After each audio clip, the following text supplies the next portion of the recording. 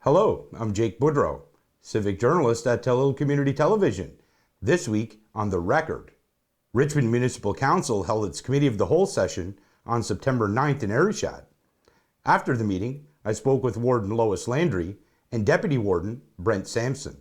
Before the council meeting, the Bylaw/Policy Committee met to discuss the hands-free cell phone use policy, the Dundee Hills Development Wastewater Management District Bylaw, the Comfort Center policy, the Low-Income Tax Exemption Program policy, and the Municipal Fees policy. So the Bylaw Policy Committee meeting that was held before the meeting tonight, maybe you can talk a little bit of some of the highlights for you, what stood out at that meeting, any policy changes that were made. Right. So this was a 45-minute meeting because of getting in another meeting before that and so on. So first meeting of the season, because we took the summer off from those meetings, we wanted to make sure that we took a look at our list of bylaws and policies that need to be addressed and to see if there was any that we could move quickly. So there's two that we repealed. For example, one of those is a cell policy from 2007. So there is a newer one embedded in another policy manual, and so it needed to be repealed, so that comes off the list. And then there was three that just needed either a name change or needed something municipal affairs said you need to make this. So there was really quick snappers.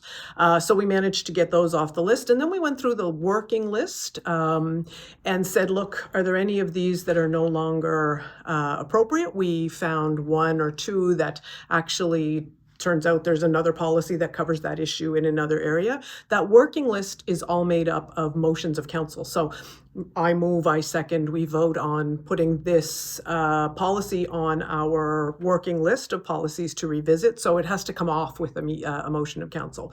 And so we have some policies that we're going to start with. The other thing is, over the last couple of years, there has been a number of policies that were written and created to try to put some structure to the way council functions.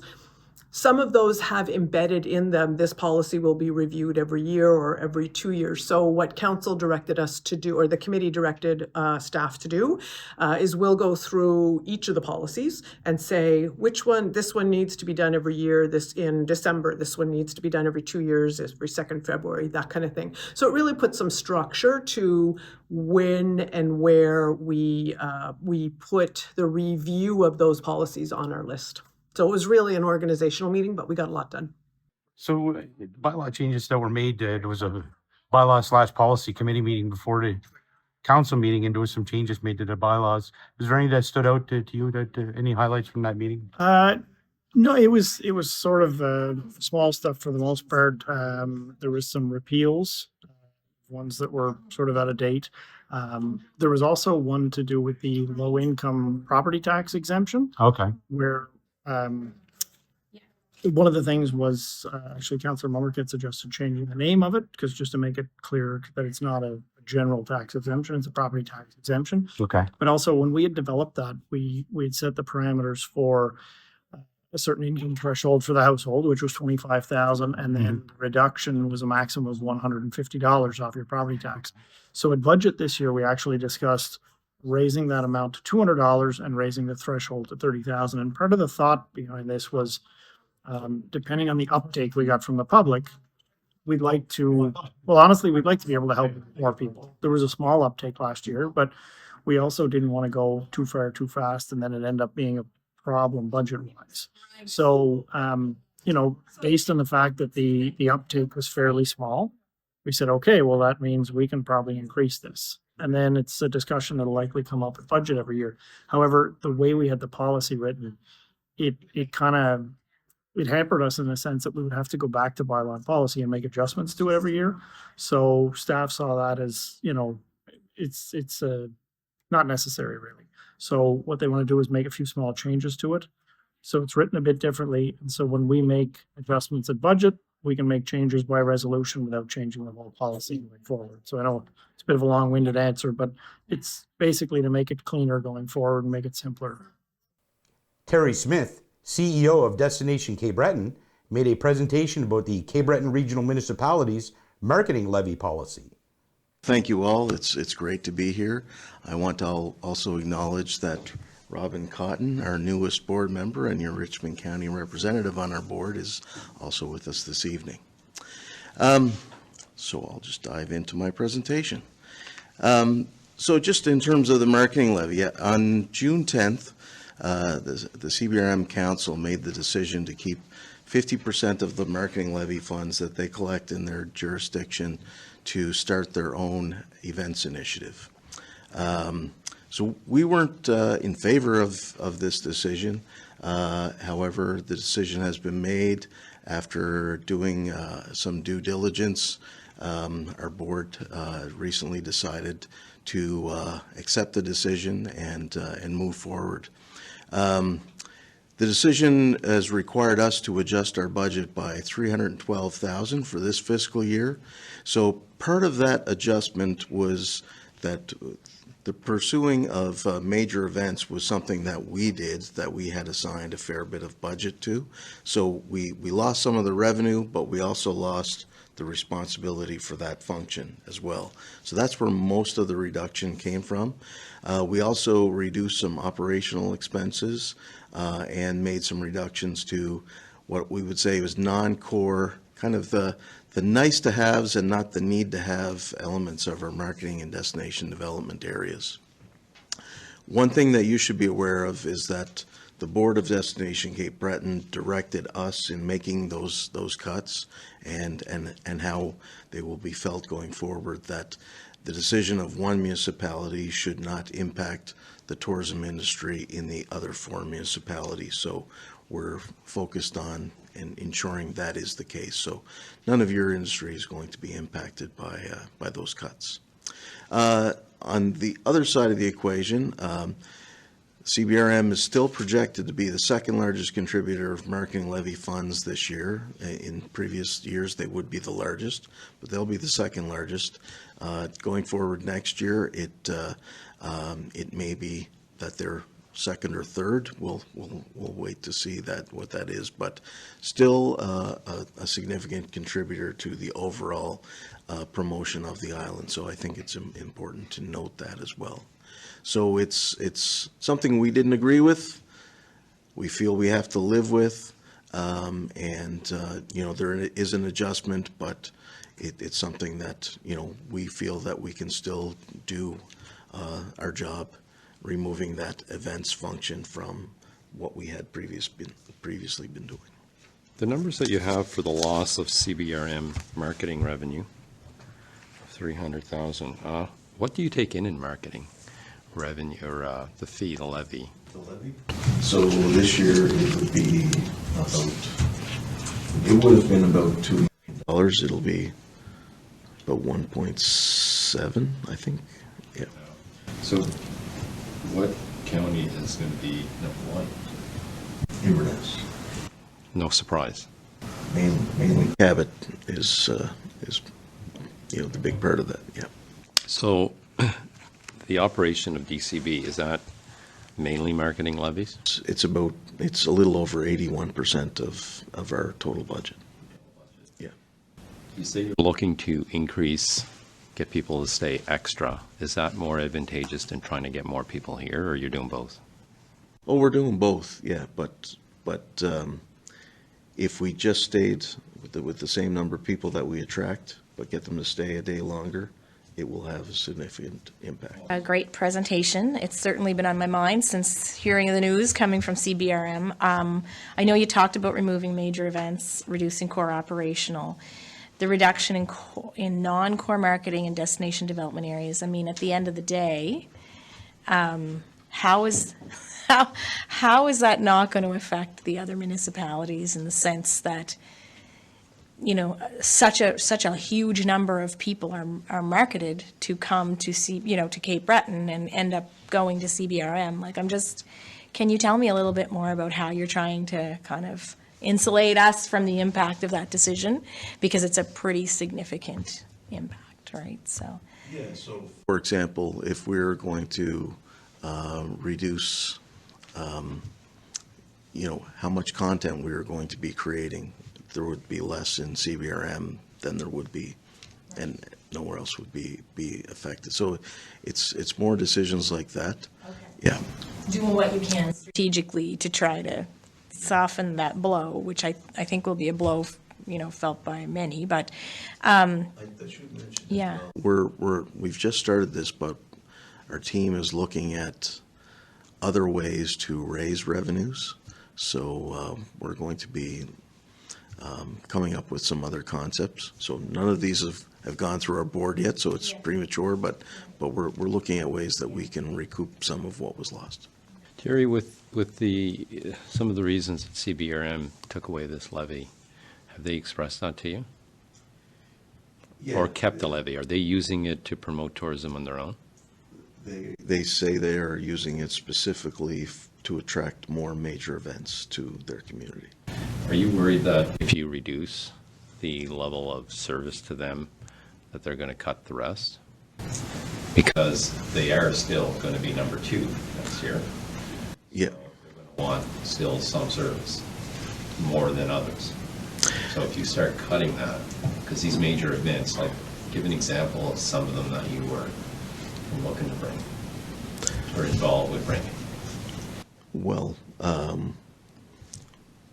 the ECMAs will be back here next year. We played a role in making sure that was going to happen.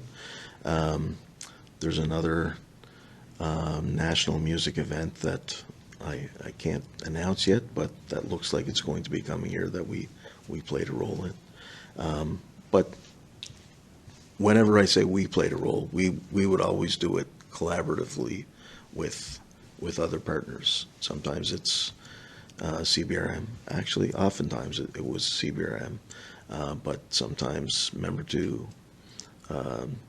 Cape Breton University, and sometimes other partners. So those sorts of things. Now, the municipality is going to take the lead on that, and we'll play a supporting role, I suppose. In terms of, I should note, like, most of the 312 that we've cut, like, there's very little impact beyond, like, we're talking, in the tens of thousands instead of hundreds of thousands in terms of once we remove the events element that we have to deal with, that's been cut from marketing or destination development. So it's not going to be something that's going to be hugely felt, but the board said, as a directive to us, that the other municipalities shouldn't feel the effects. So did you cut positions to save some of that money? There was one position that was an events focused position that's been cut. The next thing, I heard you say that you're looking, and you haven't expressed this to the board yet, of ways to raise more money. It's not going to be an increase to the marketing levy, I hope. No, it's not. Some innovative ways is what we're looking at. It will not be an expense to the tourist, will it? When you say innovative ways. No expense to the tourist with what we're looking at. Are you concerned with the Cape Breton Regional Municipality's decision to divert tourism marketing funds to their own events? Yeah, it's an interesting conundrum for sure. So from what I can gather from strictly news reports and what we heard from Destination Cape Breton tonight is that, so about 80% of the money that Destination Cape Breton has available to it to promote Cape Breton comes from marketing levies. So anybody who stayed in a hotel room in Cape Breton, you pay 3% marketing levy. That money goes to Destination Cape Breton. CBRM collects good chunk of money, of course, and they've opted to keep half of theirs. So, and what they've said is, we'll do our own promoting of our own events. So what we heard from Destination Cape Breton is a little bit of reassurance that they have less money coming in, but they also have fewer things that they're responsible to do. So they don't have to lead promotions on CBRM events. CBRM will do that themselves, as I understand that. So then the question is, what impact, if any, will that have on how events and just our attractions, what impact might that have on how we promote Richmond County? So, I think there's still a lot to be seen. We got some reassurances that the Destination Cape Breton Board said to its staff, listen, money shmoney, the other counties can't take a hit, that every dollar that isn't spent has to not be spent in CBRM. So, that was certainly reassuring. And I guess time will tell over the next few months whether that makes an impact. Also wanted to give you an update on where we are at this point in the year since I am here. So we wrapped up our summer campaign. We're into promoting fall now. We're in the midst of shooting a new creative theme for 2026. So one of the things in our research that we had conducted over the last couple of years, we had partnered with some consultants who did look at the economic impact of our tourism industry, and in that they provided some scenarios, and they basically said if we can increase the length of stay of everyone who visits by a day, that would have the biggest bang for their buck. So we're taking that into our new creative for the coming year, and it's really going to be focused on extending that length of stay. And as part of that, it's really educating people that they have a lot more to visit around the island. It's not just the Cabot Trail, there's a lot more to visit around the island. It's also the first time that we'll be taking a humor-focused approach, and hopefully sometime a little bit later this fall, we'll have something that we can share with you folks that gives a bit of a sense of the direction, but we're really, really pleased with how it's coming together. And it will feature Richmond County as part of the campaign as well.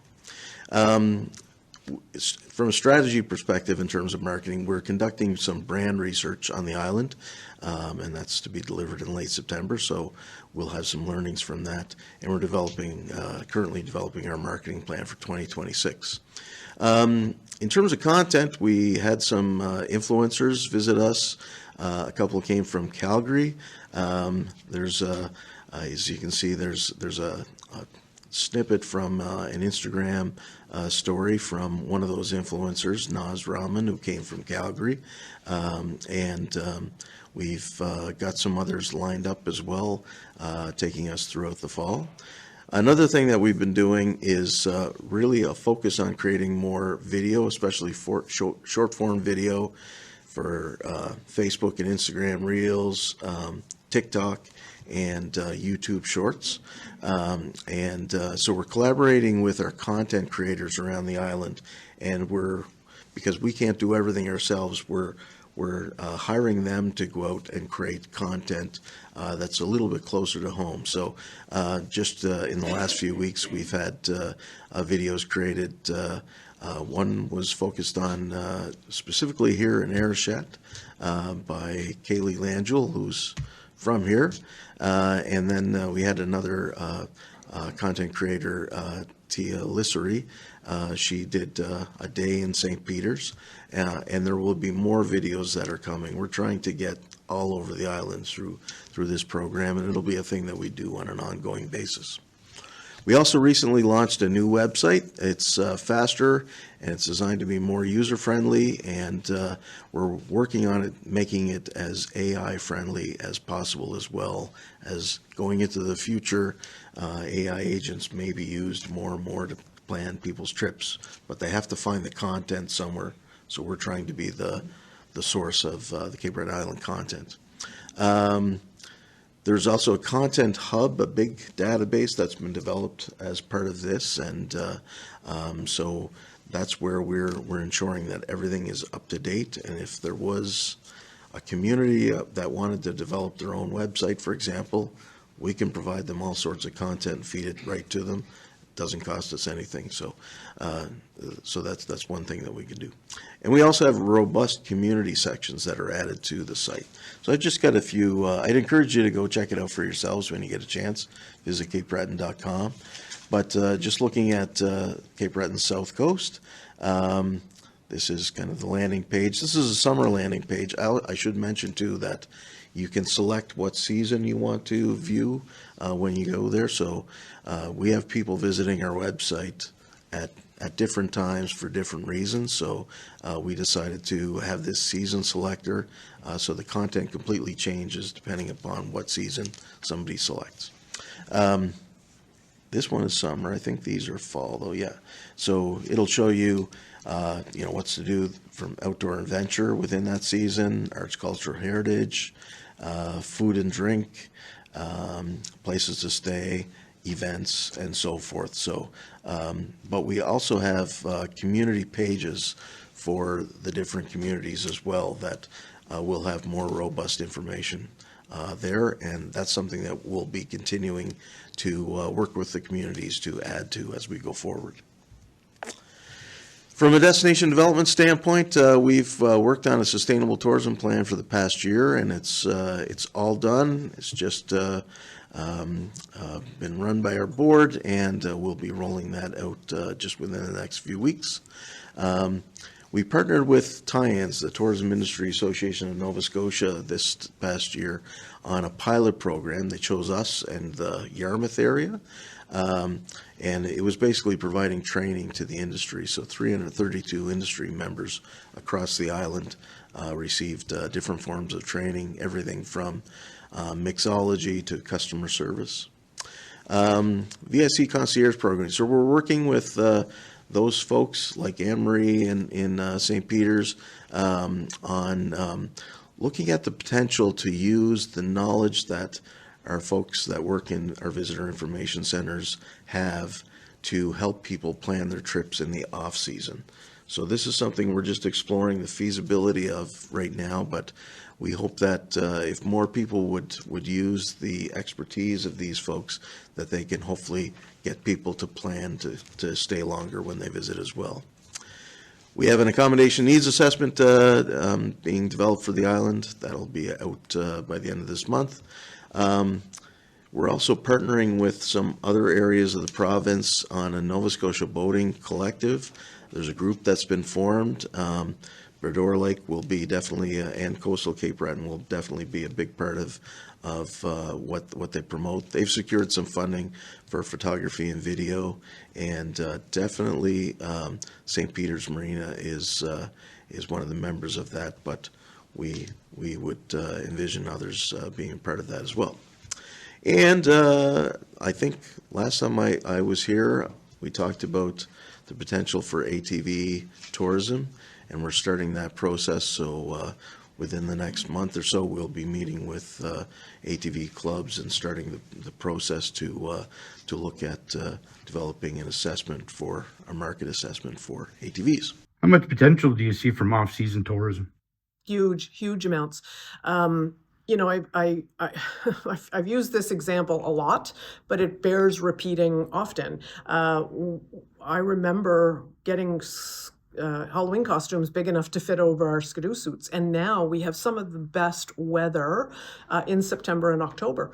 So why wouldn't we see our tourism industry sort of expand? Celtic Colors has been tremendous for that. But even, one of the biggest festivals in Richmond County is Pirate Days. That's now held in September. And Jake, when we were kids, I don't think you'd have seen that, right? We wouldn't have had September events. So we're seeing those shoulder seasons for sure because the weather is beautiful. But then I think we're also seeing opportunities for winter tourism. So, ATVs and side-by-sides and that whole industry has really taken off, and it's gotten support from government. So now there are certain sections of roadways where ATVs can go, so that your trails now become linked by these small sections. So I think there is tremendous opportunity for Richmond County in particular, Cape Breton entirely, to see its tourism season expanded to all 12 months. Some results year to date. So most of what we do marketing wise, we try to draw people to our website. Our website traffic this year is up 25% year to date. We also measure very closely our clicks from our website out to the tourism industry, the operators. They're up 12% year to date. But just since we launched our new website a few weeks ago, and this is part of the design of that site, clicks to operators are up 31%. So it's definitely heading in the right direction. This is from September 3rd. This data we just passed yesterday, 1.4 million. So last year was a record at 1.5 million. We're going to be far past that. Our markets, all of our markets are up. Room nights sold, we only have this data to the end of May. It was down 6% to the end of May. That's going to turn around over the next couple of months, though. The big difference, though, was that in March of 2024, we hosted the World Women's Curling Championship in Sydney. That was about 3,000 room nights on its own, so that was the biggest part of the drop. But we know that June, July, and August have been very strong months, so that will completely turn around. Short-term rental units, this is one area where we have data that's specific to Richmond County that we can share. So to the end of August, short-term rental units sold were up 25% in the county.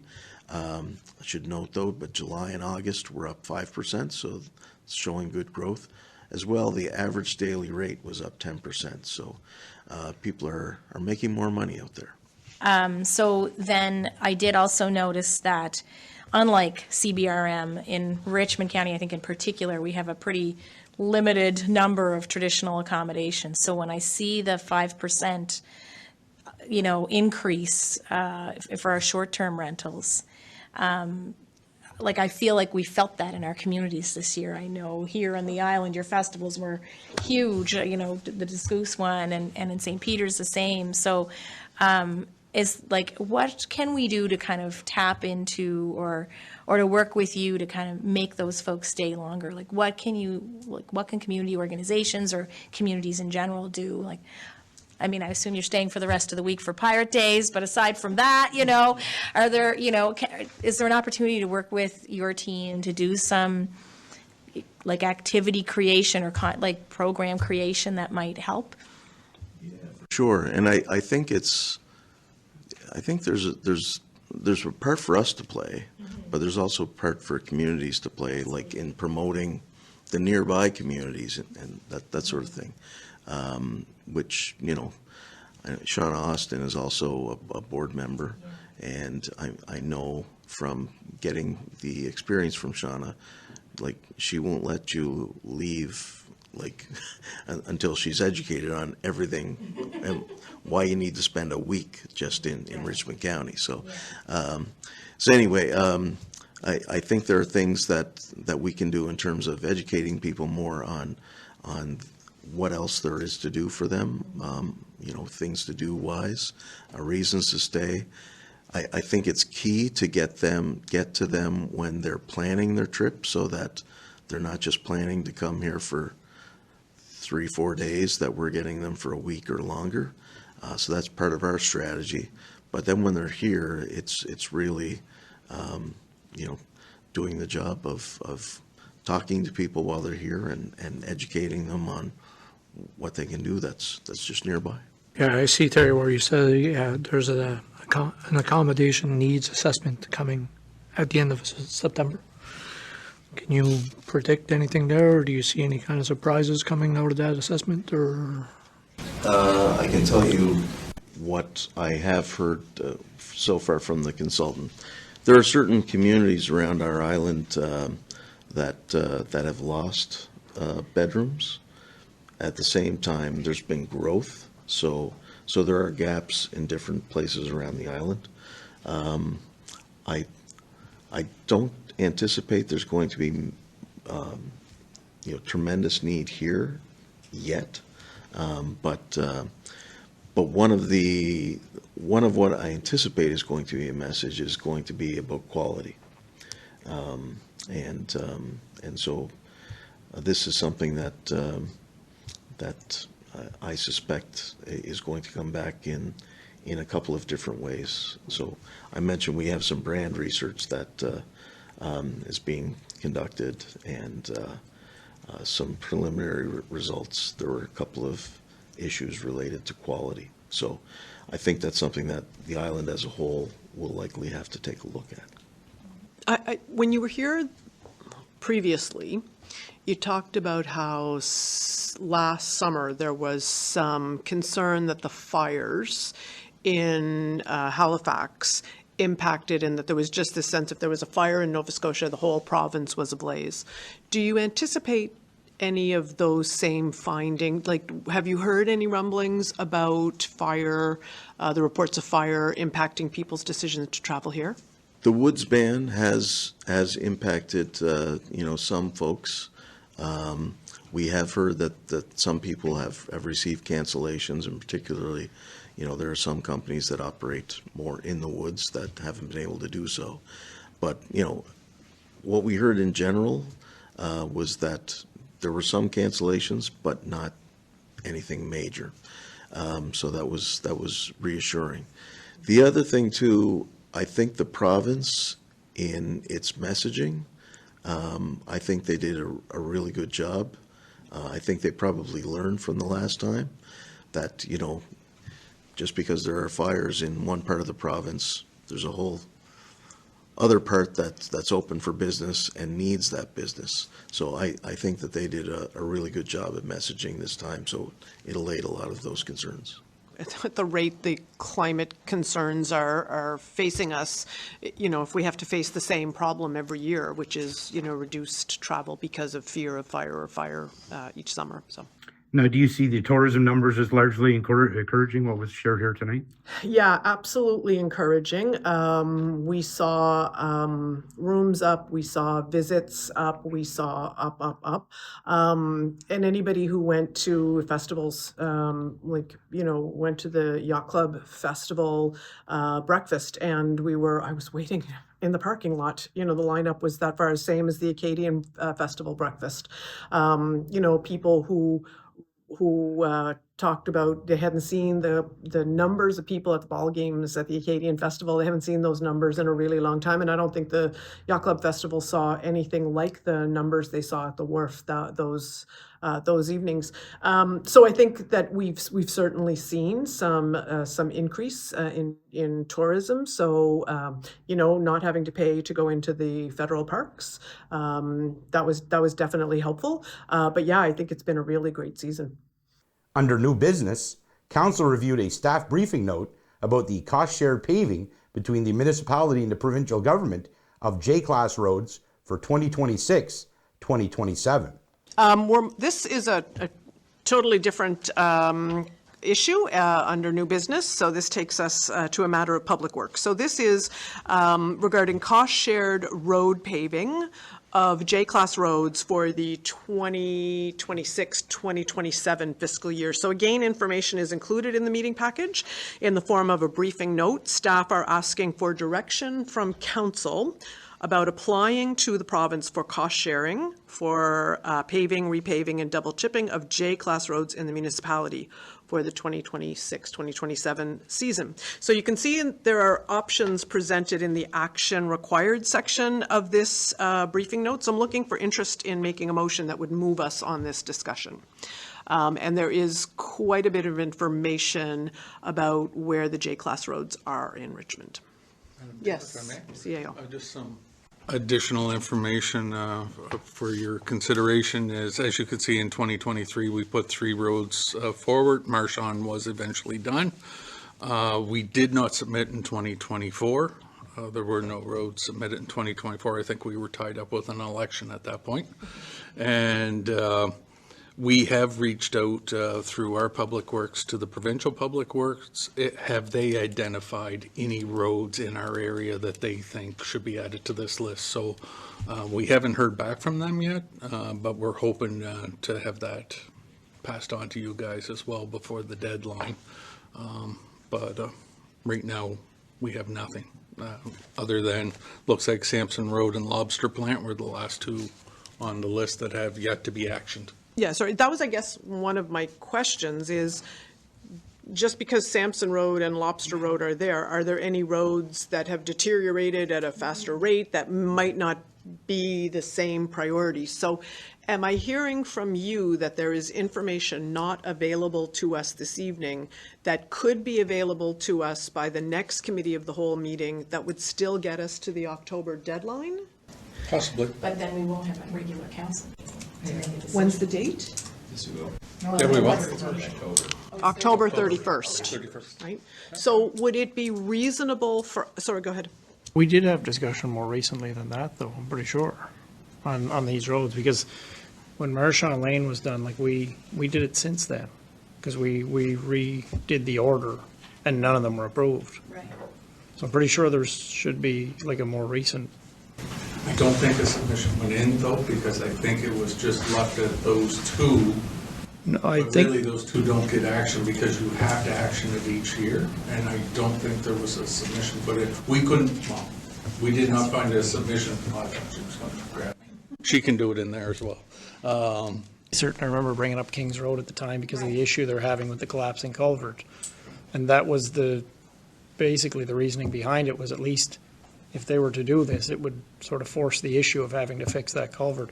But it wasn't one that was necessarily on our list the very first year. So I know we did discuss it, because Arichat Lane was the first one ever got done, and I'm almost certain, I thought we got turned down year after, yeah. Chair, let us take this back then. We do have time, and hopefully we'll have the Public Works report by that. And we'll dig and see if we can find that as well. You mentioned Kings Road that's in your district. Where exactly is that in your district? How bad is the situation there? You said there's a culvert that's... So that's in Rockdale, and what's happened is over time you've got, if you get a really, really heavy rain, sometimes the culvert gets overwhelmed. We had a situation probably 3-4 years back maybe where an oil truck went up the road, broke through part of the culvert. They were able to get out, but barely. The roads, it needs some work. However, part of the issue is, after discussing it with the Department of Transportation multiple times over the years, it hasn't been simple for them to get the permission to replace that culvert as it should be. So this happened to be one of the roads on the J-class list, and that's the thing. I mean, there's a lot more roads out there that we'd like to see repaired than we'd have any say in. I've always said that the J-class roads, the few that there are, if we can have an impact on that, if we can find budget money to have an impact on improving those, I'm all for it, because even though the majority of the calls we get are to do with road issues, it's not actually something we have any direct control over for the most part. So this is one of the few spots we may be able to help. So part of my thought was by, hopefully submitting this one as an important spot to get upgrade work. If they were to do that, it would end up being a paved road. I mean, I don't know what the odds are, but we wanted to take a swing at it because that would basically create a situation where that culvert would have to be repaired. And it's only a matter of time before something happens and people get cut off on that road. So it's something I've been trying to advocate for a few years now. And one of the other roads on the list was the Sampson Road. Is that in your district? Yeah, that is as well. That's more towards West Lordways. That's been on the list since we originally spoke of this a few years back. It's grown in a lot. It's not necessarily always been maintained to the level that one would have hoped, but that's not always uncommon either. I know, the Department of Transportation does the best they can with the budget limitations they have. So again, this was another one of these ones that happened to fall on the J-class roads, and I thought if there's any way, we as a county can help with that, be more than happy to.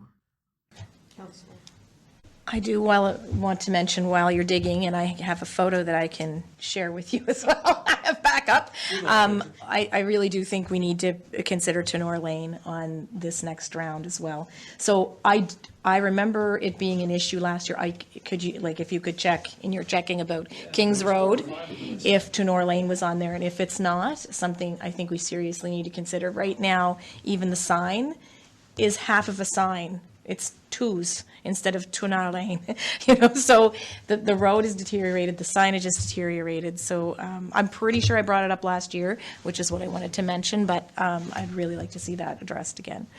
So what I'm hearing is that we are awaiting some information from the province, but each councillor may want to make sure that any pieces of real estate in their district, if they have any concerns similar in nature, they should pass that to the CAO in a very timely manner, so that we would see this on the Committee of the Whole agenda second Tuesday in October, which would go to council the fourth Tuesday in October, which would allow us to make the deadline of the 31st. So I think what we can agree on is, even if we're not sure which road we want to submit, we certainly would want to be really aggressive about applying for any opportunities for road work.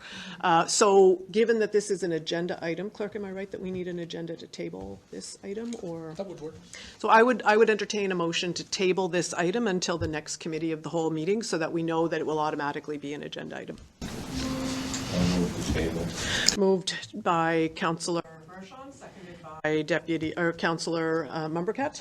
All those in favor signify by saying yes. Yes, great. Motion is carried. Now, as far as J roads, how many are you going to be able to put on the list? And do you anticipate there's going to be some roads are going to be coming up for consideration to be put on the final list you're going to submit then to the province for, I assume it's a funding sharing arrangement? Yeah, here's my commitment, and I think the councillors would echo this sentiment. Whenever there is an opportunity to apply for dollars from a different level of government, whether that's federal or provincial, we absolutely want to throw our hat in the ring on that front.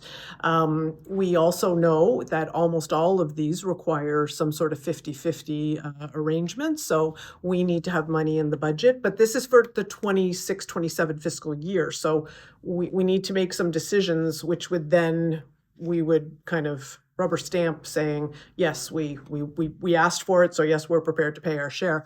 The question becomes, if we submitted a list 2 years ago, how do we do our due diligence to make sure that, that the highest priority back 2 years ago, is it still the highest priority? Is there a chance that, for whatever reason, weather-related challenges, whatever, have other roads in the municipality become, more of a concern and need to kind of jump the queue a little bit? So our decision around council table today was that the staff was to direct staff to get information from Public Works, and we as councillors need to make sure that we are kind of saying, look, we have a concern here, we have a concern there, and that information will come back to us at our next Committee of the Whole meeting in October. During the administration operations report of the Chief Administrative Officer, District 1 Councillor Sean Sampson discussed the odor problem that came from the sewage treatment plant on Veterans Memorial Drive in Arichat over the summer.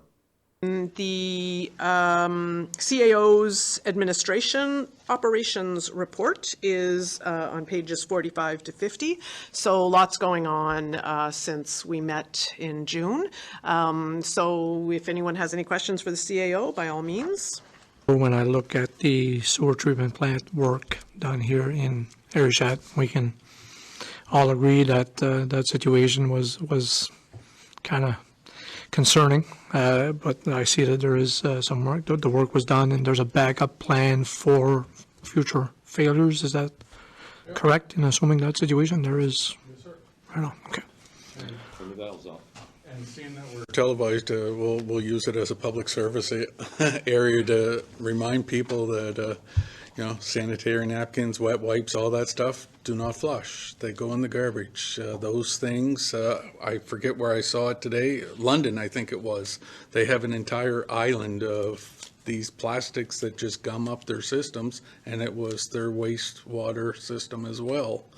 And I forget how many tons it was of plastic that had gummed up their gears. That was very similar to what happened to us. So everybody can help us with that.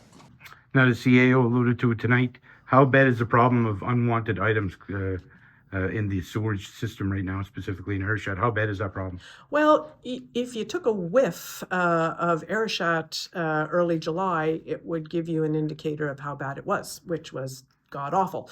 So I think what we, as sewer systems improve, as we become, a community and a society of more convenience, where there are more and more products, our parents, Jake, probably didn't have a lot of baby wipes, that they picked up at the grocery store. So as our lives become more convenient, we sometimes are seeing, guilty of it myself, disposing of items that actually do not suit the kind of technology that we have in our water treatment plant. Not to take away from the fact that our treatment plants are old, so that no disputing that.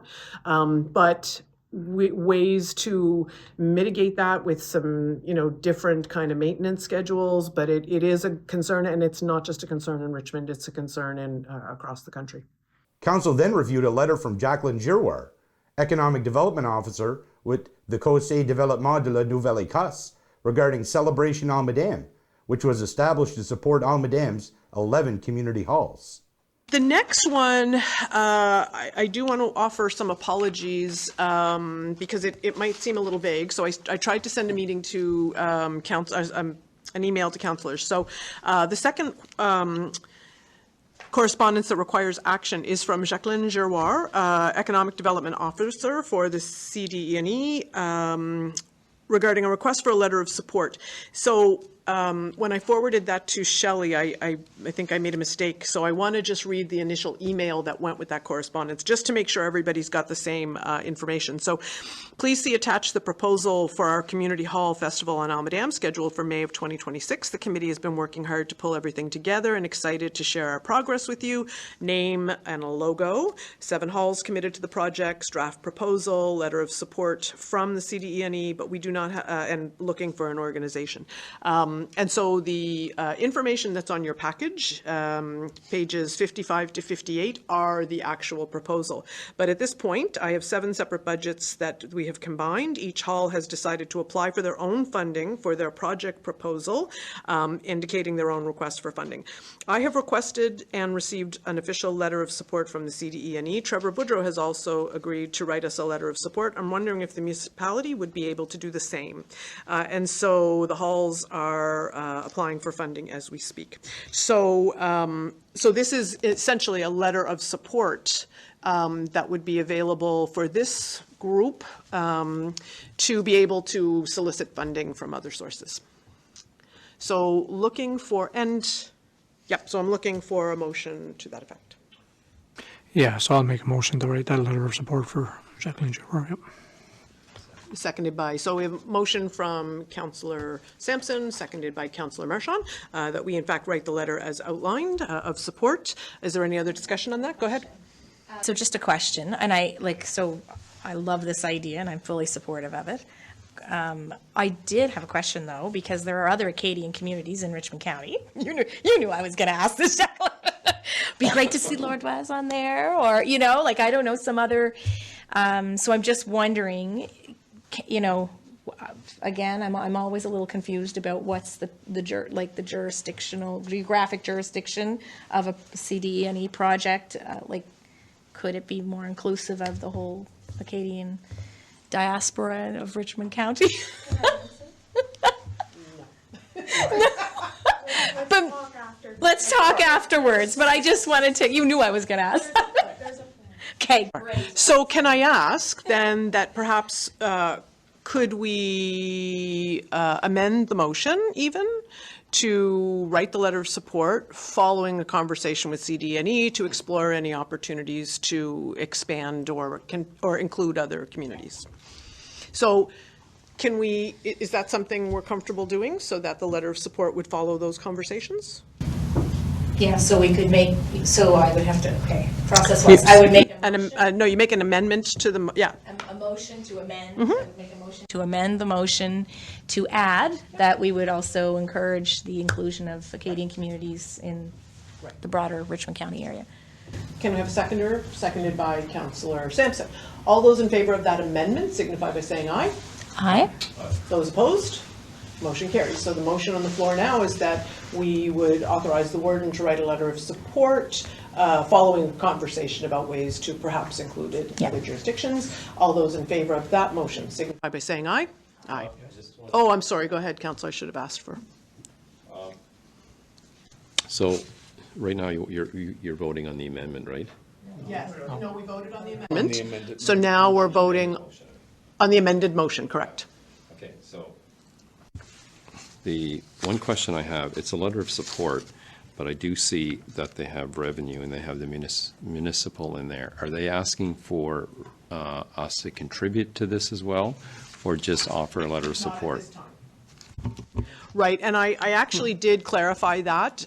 So the individual halls will, through our grants policy, they may apply, and so this is hypothetically speaking, but that is the intention of each hall to put forth their proposals through the grant project. And the next thing, it's titled Celebration El Madame, so I'm wondering why we would care. I know we voted on that. Why would we would care to include other areas of the county? Because that's the motion we're voting on now, right? Right, but the amendment was that I write that letter following a conversation with CDE&E about are there any ways to include other Acadian. Right. Okay.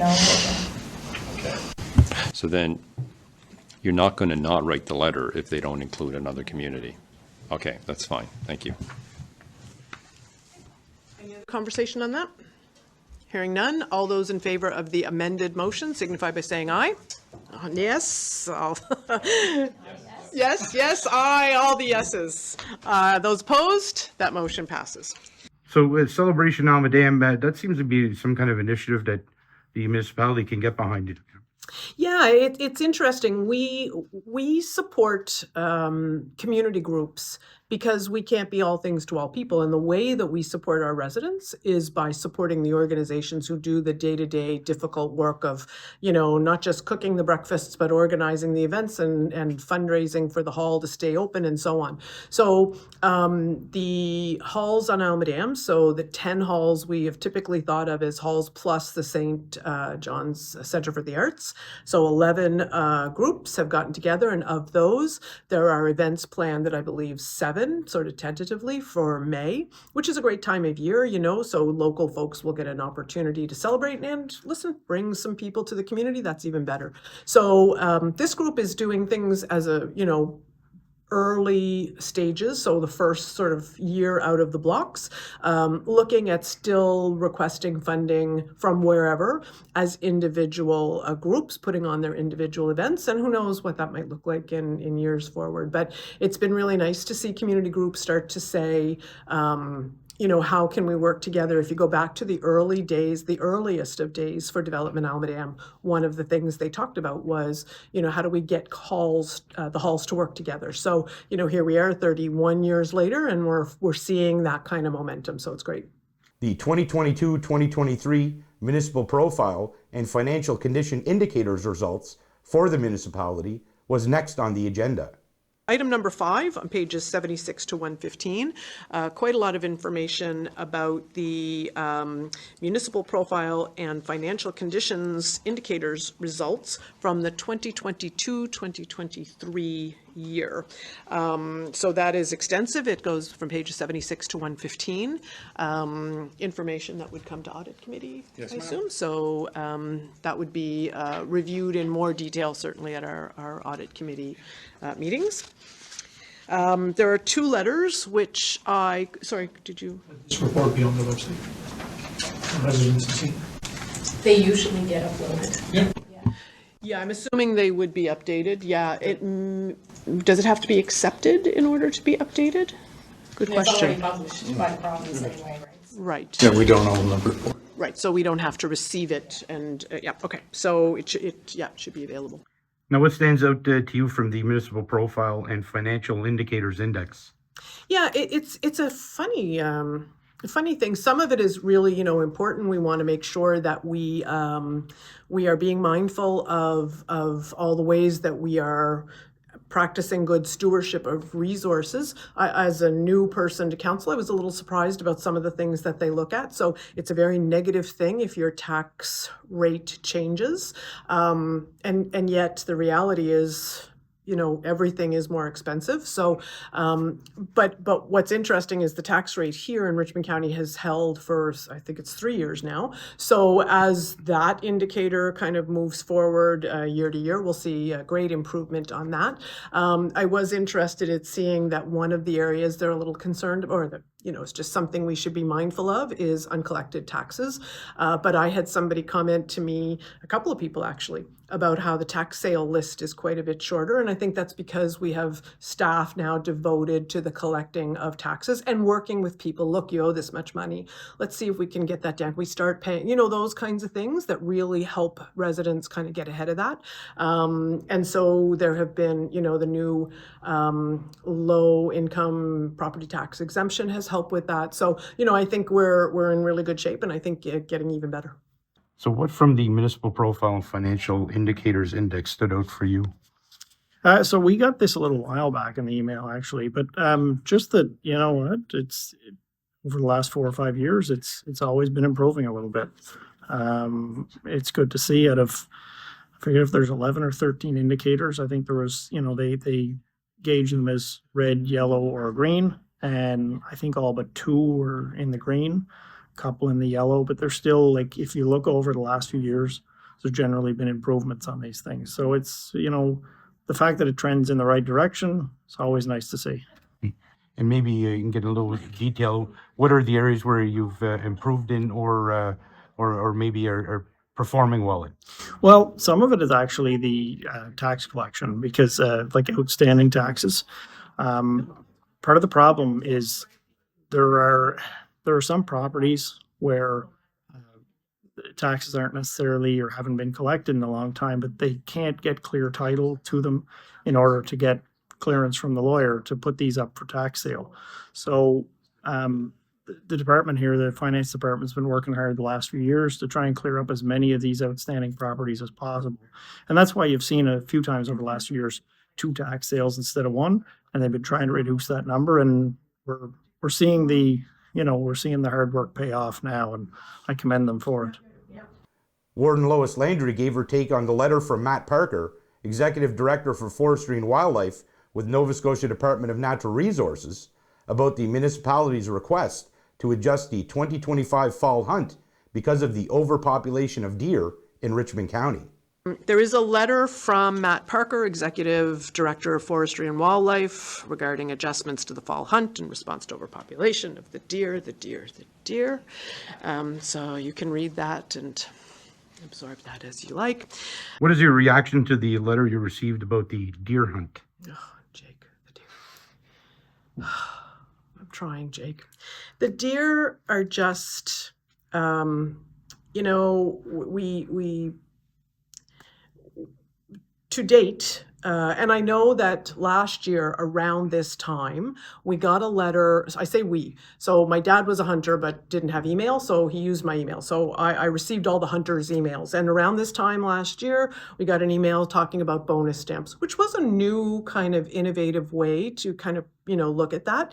And so I'll be interested in seeing whether or not those emails come in about, I'd be surprised if you didn't see the bonus stamp program come back. We know that there are additional doe tags that were put into the doe tag lottery for this district, zone 111, I think it is. But, I am concerned that that step is not going to be sufficient. So we will continue to advocate for good deer management, practices. Finally, Council talked about a letter from Nova Scotia Attorney General and Minister of Justice Becky Drouin regarding the future of policing in Nova Scotia. Letter from Becky Drouin, Attorney General and Minister of Justice, regarding the future of policing in Nova Scotia. So for folks who have an interest in this kind of thing, very interesting review that has taken place over the last several years. so there are some changes that will be coming to across the province, essentially to make sure that all Nova Scotians have access to the same kind of policing. Some municipalities will see small number of changes and some larger. So there's information about that on pages 126 to 128. Now, any thoughts on potential changes to policing? There's a policing review of future policing in Nova Scotia. What are your thoughts on it? How do you see it? Well, it's interesting. I attended a partial day conference a few weeks back in Halifax on this, but to be honest, I think a lot of the people there from the NSFM were pretty disappointed because the time with the minister actually ended up getting cut short, whether there was some kind of scheduling conflict, but it wasn't, a lot of people had traveled from quite a distance for it, and there was a lot of people quite upset that, the minister's time was cut short. Ultimately, there wasn't a whole lot of detail given out. Some of what you see in the letter, they've had a review. They're looking at making changes. They've been speaking. I know they did speak to the warden as well, and they've been speaking to different areas, municipalities about what's going to be coming maybe. But it's really everything's fairly vague at this point. They're looking at what they call layered policing, just some changes and so on. But it's all going to be likely over several years, not a short-term project. So it's going to be something we're probably talking about for quite some time. Now, as far as policing goes, the review, how do you anticipate that's going to impact Richmond County? Do you figure there's going to be much impact, or might it be slight as compared to other areas? Yeah, I think it will be slight as compared to other areas. So I think that one of the issues, to go put a little sort of meat on the bones of this discussion, after Portapique, there was some kind of talk of, listen, we've got to start to have some conversations about policing in Nova Scotia. And so there was a review or a study done, and then the province had an opportunity to sort of mull over that and reflect on that. And really, there's just one big overarching premise is that no matter where you live in Nova Scotia, you should be able to receive the same kind of policing protections. So what that does, though, is it, to a certain extent, and these are my words, not the province, but it does divide the province up into kind of two groups: people who already use the RCMP and people who have their own municipal police forces. So CBRM has the CBRM police force, for example. And so what the police report says is that, we should have a provincial policing model in that everybody has to have the same kind of services. And the RCMP is kind of going to be our go-to. So you don't have to have the RCMP, but if you don't, there are going to be some requirements on your police force to make sure that you are providing a service very similar to what the RCMP provides. And similarly, if you already have the RCMP, that you're receiving the same kind of service that other municipalities are. So I think you'll see some, we're hopeful that there'll be some improvement for Richmond County residents around bylaw enforcement. So that would be a tremendous asset to Richmond County. But we aren't a municipality that has our own municipal police force, so I don't think you'll see the drastic changes that some others may. Thank you for watching. Please tune in again to find out what we will be talking about on The Record.